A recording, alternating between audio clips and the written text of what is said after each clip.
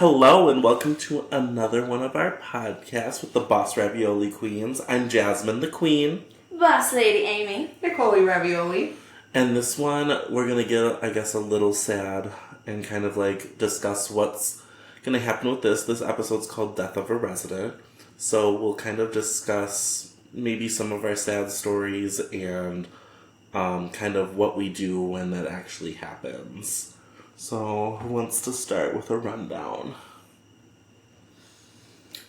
Well,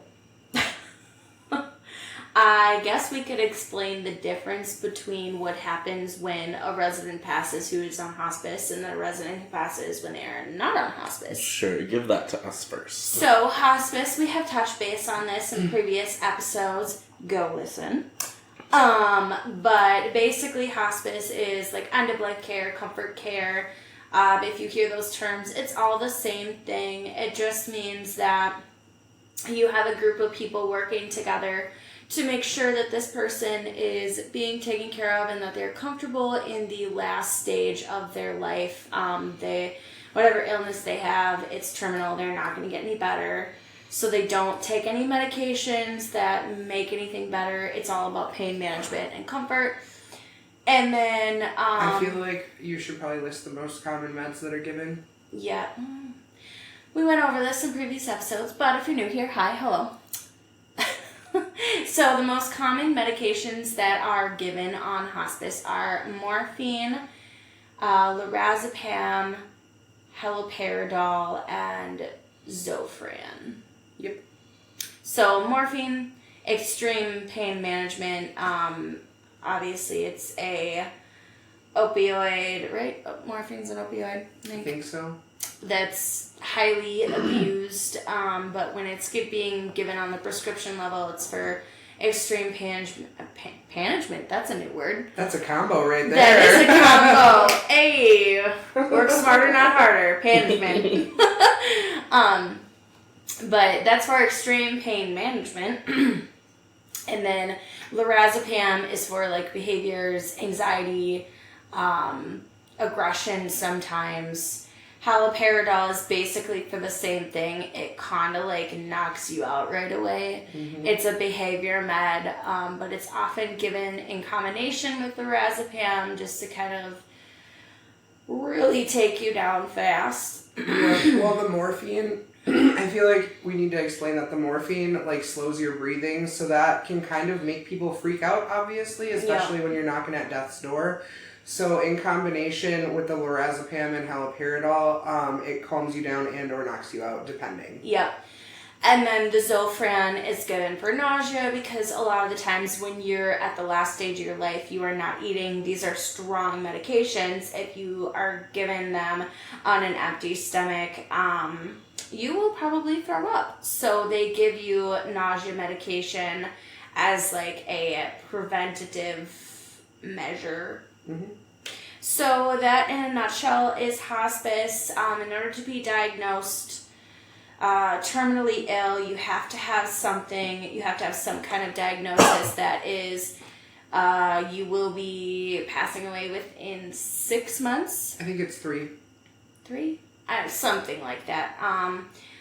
And, yep, that's pretty much hospice. And then, obviously, when you pass away and you are not on hospice, it's oftentimes going to be unexpected.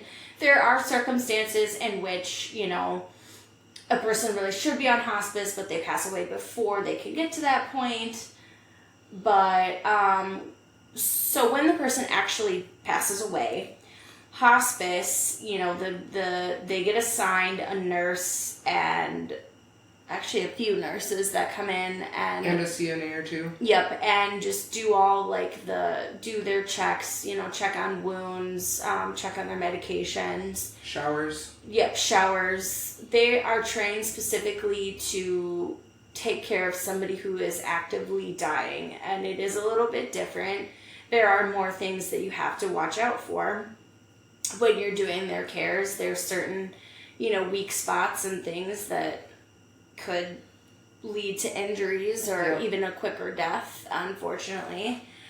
And so they will come in, even if this person is in a facility, even if they're in assisted living or whatever, like hospice will still come in and do those cares. And obviously you still have to care for this person like they're, no different. But they're just an extra support that are there. And it's very nice to have that because oftentimes as caregivers, we're trained to an extent on end-of-life care, but it really depends on the facility you work at as to how far they train you on that. Mm-hmm. Usually if it's like some sort of like assisted living or like... nursing home environment. Yeah, more of a nursing home environment, they don't quite train you as much on it because... hospice is always there. Yeah, usually hospice is always there, or like they train you to be like, okay, like if this person goes or whatever, you just need to report it to this so-and-so and we'll get things moving from there.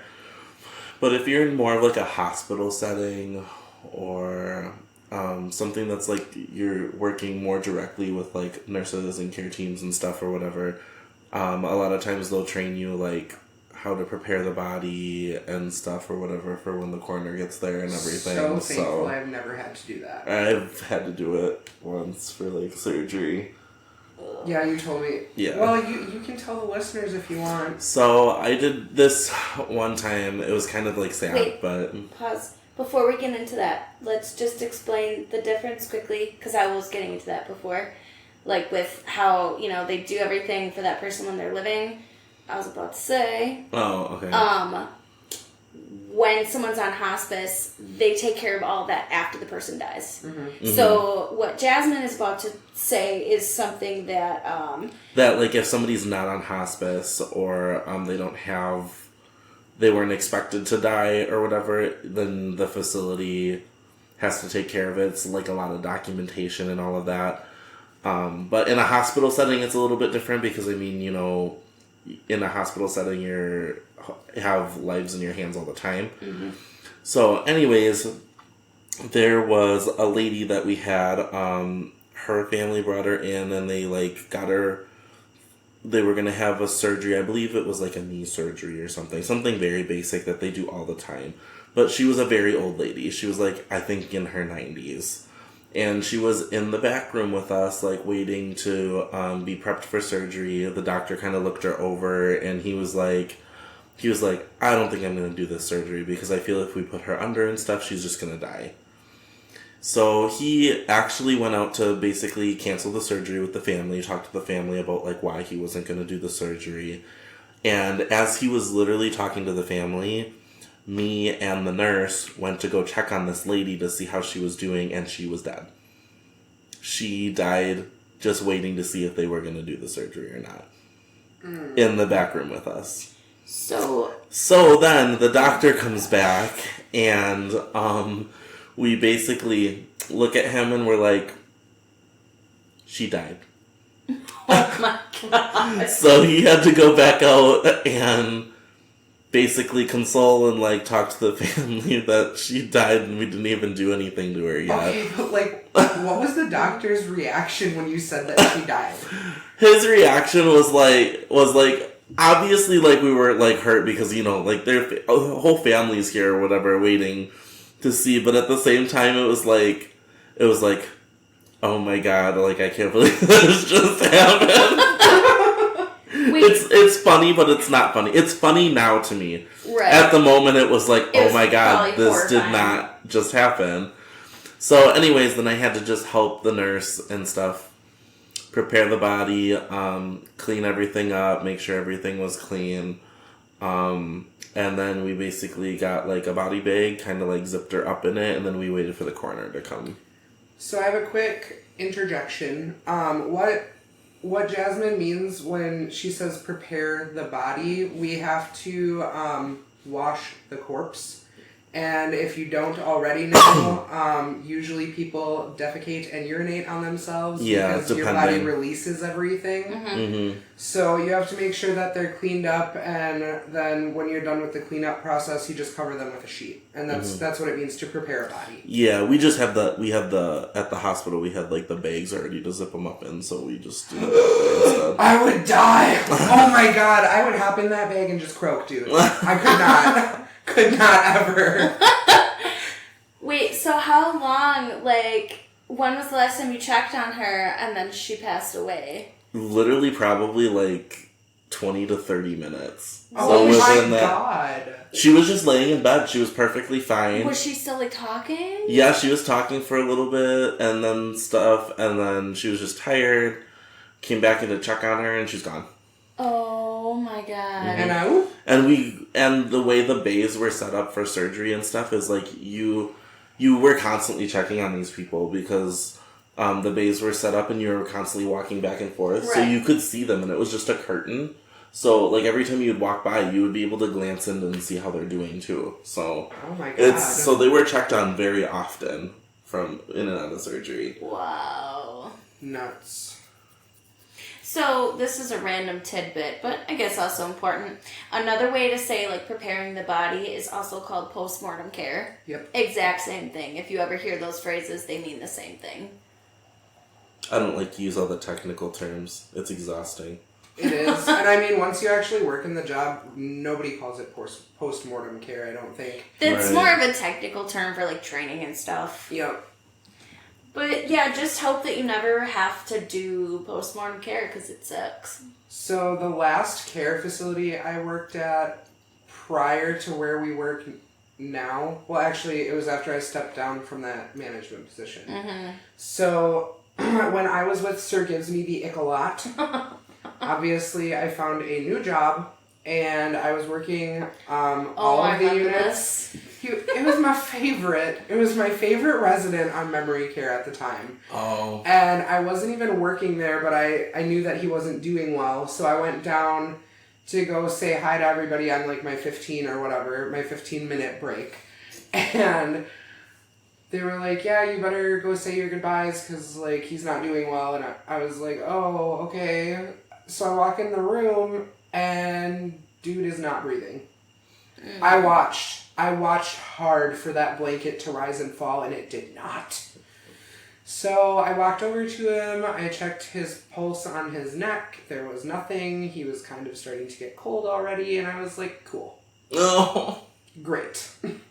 So I started to tear up a little bit, and I was like, hey, we had walkie-talkies, so I was on the walkie-talkie, and I was like, hey, you need to get down here. Like, he's gone.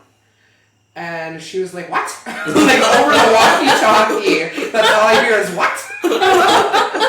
So she comes down and she was like, nuh-uh. And I was like, see for yourself? So, she opened the window, I think. Wall. So... Gotta open the window. There's a stereotype with that. Or not stereotype, Just It's like a... Oh my god, I can't think of the word either. I know. It's like a myth, kind of, not really. Yeah, kind of, something like that. A thing in caregiving. I know what you're trying to think like the of. thing where you don't walk under ladders or you don't cross a black cat's path. Superstition. Yeah, yes. Superstition. Jesus, that's what it is. That took me a minute. All had a collective brain fart. Hanging on the wall. Okay, write it in, y'all. So there's a superstition that if you don't open the window, their like spirit gets trapped there. Yep. So we opened the window, and the one girl was like, but I don't want to. I want him to be here forever. I was like, no. Open that fucking window. Let him get back to his family. Right. So my time down there was very short. I was not working that unit, so I did not have to help prepare the body. Lucky me. And I went back upstairs and continued to do the rest of my job, hating my life because my favorite resident just died. You called me, and you were like... So-and-so died! I was like, what? I was like, didn't you just talk to him the other day? You were like, yeah. Literally the prior day, he was up and bopping around in his wheelchair just fine, but that was like, we had talked about in that prior episode where they get their spunk back for like a day or two and then it's done. I should have known too. I should have known that his... Oh, I can't talk. I should have known that when he was up and at it the day prior, it was going to be done. It was like his, Like, I knew. That burst. Or I should have known, yeah. So, we talked about this in prior episodes as well. Like I said before, go listen if you haven't, if you're new here. But basically, the end of life burst is like a thing that people get right before they die. It's basically like the body's way of it's starting to shut down and it's using all the energy that it has left because like our bodies are programmed to not let anything go to waste unless it has to. It's basically like their last hurrah to like say goodbye to people, say goodbye to their family and stuff or whatever. Unfortunately, family that doesn't know that happens, they think, oh, she's doing so much better. And we're like, no, honey, no. Yeah. I actually had to explain that to a family member, and it's really sad. And it's hard to explain it to them. Most of the time, they fight you on it. Mm-hmm. Like, I had a resident who was doing really, really rough, and the daughter... Like, she had a little burst or whatever, and the daughter, like, thought she was getting better, and then she ended up passing away, like, the next day. And so, like, she understood then. And then I know, but it's so sad because they're just like, I thought she was getting better, she was doing so good yesterday. You know, it's like... So another thing we forgot is that HIPAA is still a thing even after the resident dies. Mm-hmm. Mm-hmm. So, like, I was trying really, really hard not to say that specific resident's name when I was doing that story just now. And then I felt the need to explain that HIPAA is still a thing even after you're dead. Yep, exactly. HIPAA, like, never goes away. Any medical records that you have for a person, even if they are no longer alive, even if they don't live at your facility anymore, it doesn't matter. Like, that HIPAA...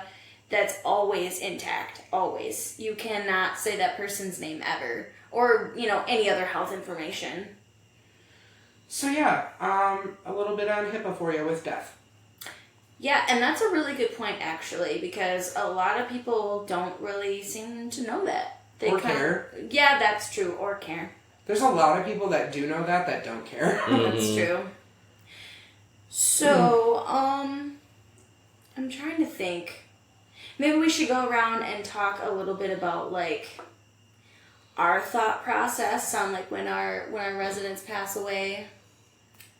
Well, I mean, for me, it's like a normal grieving process because really, if I've worked somewhere long enough, those residents are my family. Mm-hmm. Yeah. Ain't no ifs, ands, or buts. And they tell you when you get into this field to not let yourself get personal with them, to not get attached. And it's literally impossible. It's so impossible. You get attached, especially to a point. I suppose mine, since I know more background for, like, the death situation and, like, I guess you deal with it and you kind of, like, understand more about it. Like, yeah, I do get attached to a lot of these people, but at the same time, I feel like the grieving process for me is, like, a little bit faster. It's like I miss them and I feel bad for the family and everything, but, like, you know, life goes on. Honestly, with my most recent resident death, I feel like I handled it better than I do most. Like, obviously, I had a couple nights where I went home after work and I just bawled. Mm-hmm. But seeing that he didn't pass away in the house, I think, helped with that. Yeah. So, I know. yeah, I already know who you're talking about. I know, because you were there with me. I and know. You started crying before I did when we visited. I know. So, I recently had a resident pass away. I think it was probably about 3 weeks ago now.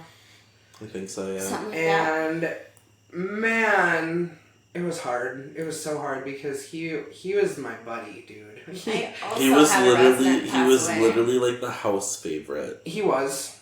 And he was such a sweetie. Like, the nicest, most childlike person you could ever meet in your entire life, and that was him. Are you gonna cry? Stop. Don't cry. I Please don't don't want to.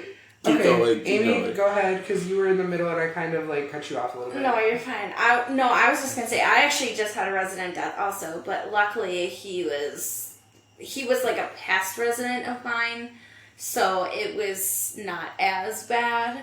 But, you know, for me, like, I've gotten a lot better at separating, like, my job and my personal life as I've gotten older, and just, like, experiences that have helped me, like, figure that out, I guess. So, yeah, of course, like, I still grieve, I'm still sad about it, but, like, I am able to draw a more clear line now, and so, like, yeah, I'll have my cry or whatever, but then, like, after that, it's over. Like, for me, I just have to remind myself, like, at the end of the day, this is still a job, and you know, it's not like they're like my grandma or something. Like, obviously they're still my family, but I guess just helping me, like, it just drawing that clear line helps me just kind of remember, like, they're still my resident, they're still someone I took care of, I love them, but it was time for them to go. Yeah. But now, like, 18-year-old me, when I first started caregiving, my first resident death ever, I was absolutely convinced that it was my fault. So, like, I've come a really long way. Think too when I first started. I was like, oh my god, it's my fault. What could I have done differently? Like, you know. Right. So that story that I told you guys a few episodes back now, about that one resident that passed due to my manager being a piece of shit. For years, I struggled with, like, thinking that was my fault. Yeah. For years. And there was nothing I could have done to prevent it. And in fact, I did everything I could to keep her alive until the EMTs got there. So that was not my fault. Yeah, so I actually have a story about that. I've told you this story already. You know what I'm going to talk about. But so I have a resident who, for the longest time, I thought I killed her. Like, when she passed away, I literally went home that day and just bawled my eyes out. And I worked nights, and, like, I really didn't know her that well, so I was like, I don't know. Now I look back on it, and it feels like I felt that way for no reason, but at the time, I was 18, and... We grow and we learn, girl. We exactly. grow and we learn. I was a brand new caregiver, and I was also really young, and it was my first time ever working in a large facility, and it was also my first resident death. Mm-hmm. So, when she passed away, this wasn't the night she passed away, but when she went to the hospital, so basically what happened was me and my coworker, like, she was kind of being weird the last couple days, and she was, like, ringing her little, like, pendant a lot, and that wasn't something that she normally did. She normally, like, slept through the night. So she rang her thing, and she was on the floor, and she had fallen out of bed, but she was in a sitting position. Mm-hmm. And so I, like, tried lifting her up myself, but she was too heavy. So I went out there, and I, like, got my coworker, and I was like, yeah, she's on the floor. I think she fell out of bed, you know, whatever. And my coworker was like, she's not going anywhere. She's fine. She was like, we'll go out and smoke. We'll get her up. We'll come back, whatever.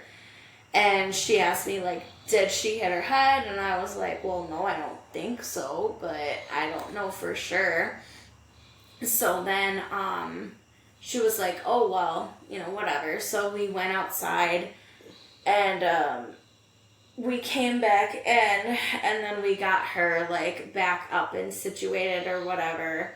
And then we got her in bed, and I, like, felt really uneasy about it because I was like, you know, something's not right. Like, when you see a resident on the floor, you need to get them up immediately. And I tried getting her up myself, but I couldn't, and my coworker didn't want to. So I was like, whatever, I'm sure it's fine. So then later that night she fell again, and the second time she actually, like, rolled out of bed, and she ended up on the floor. And so we called her daughter, and her daughter wanted her to be seen.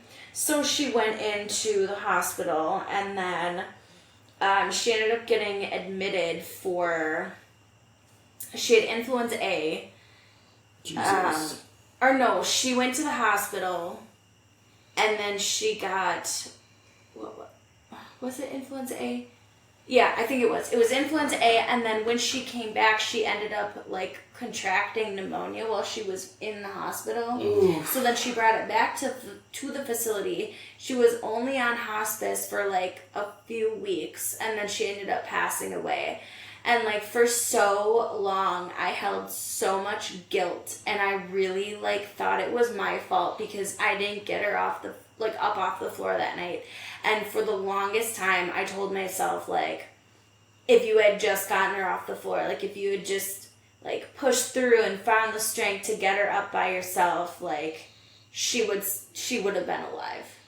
And, Yeah, like, no, the that's truth not your is fault. that, like, I don't know what killed her. Like, even if that did contribute, like, it was her time to go. Like, obviously there was some underlying cause, and her sitting on the floor probably didn't help, but I don't think it was the reason that she died. Probably not. Like, you know, I learned from it, and it was one of those things where, like, now if there's, like, a situation going on at work where it makes me uneasy, I'm like, no. And I'm so adamant, like, no matter what it is, like, we are doing this. Mm-hmm. Like, I think back to that, and I'm like, not, like, you know, not thinking that, oh, the worst is gonna happen, but thinking about, like, you don't know what's gonna happen. So it's best to always just be proactive. And for a really long time, like, I blamed myself, absolutely, for her death, like, 100%. And I will never forget, like, when I went and I checked on her, and she had passed away, and I, like, checked her pulse and everything. She didn't have one, and she had been gone for, like, a while. So she had already, like, her eyes were, like, glazed over. Her mouth was open, which is a picture I will never get out of my head. Yeah, I know. Oh, yeah, Yup, one of those. And I had to pull the sheet over her. And, yup. And then AMs didn't believe me. So when when AMs came in for their shift, I told them so-and-so passed away, and then they didn't believe me, and they went and checked her pulse, and I was like, guys, I checked her pulse at 5:30. She didn't have one. What makes you think she's gonna have a pulse at 7? Like, yeah. Probably just because you were, like, new and 18, they thought that, like, you checked wrong or something. Right. Like, Right. And honestly, I don't understand how someone can check a pulse wrong. No, I you mean, either feel it or you don't. It's there or it's not there. Exactly. So, yeah, that's my fun little tidbit about resident death. Okay, well, enough of the morbid stories, I think.